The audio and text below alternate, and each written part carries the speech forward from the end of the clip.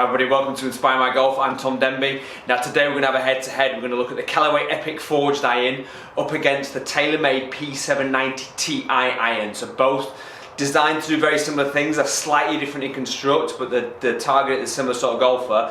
So let's hit them on Trackman, see the numbers. It's going to be very interesting to see the difference in the spin rates, the launch angles, and therefore the distances.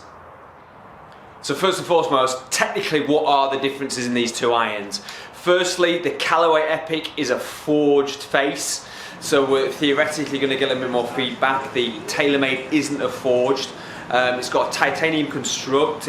They're both hollow designs really, so they're both designed to have that springy technology off the face. So they are targeted at very, very similar golfers, so it's going to be really interesting just to see the differences in where they go with it. So one's forged, one's not, but from a construct perspective, both very similar. So let's give them a hit. So first and foremost, what's the difference in the looks behind the ball? So they're actually both slightly different in looking. So the Taylormade's a bit longer in the head. They've both got a very similar thickness in the top line, but I would say that the Callaway is a little bit cleaner and probably targeted at somebody who's looking for that cleaner golf club. But the face on the Taylormade is a little bit bigger, so if you're wanting that forgiveness in there, that's probably something to look at. But initially for me, the difference with the two, I prefer the Callaway in terms of the look of it. That's purely because it looks a bit more like a player's club. But let's have a hit, see where we're at with it.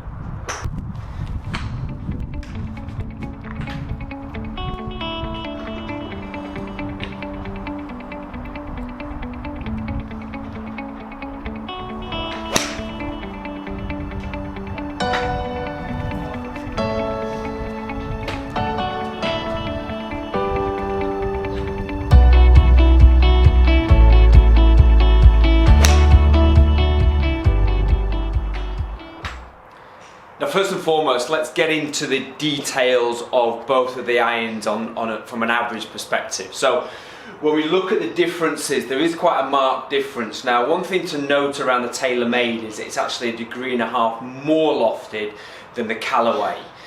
So it is probably going to launch that little bit higher, but interestingly enough, so my club head speed dropped quite a lot with the Taylormade, both the same shafts. Which meant the ball speed dropped quite a lot. So it went from 124 with the Callaway to 120 with the Taylormade. In turn, when we look at the launch angles and the spin rate, so we had a 19-degree average launch angle with the Taylormade, and we had a 16.7-degree launch angle with the Callaway. And part of that will be the loft, part of that the construct of the face.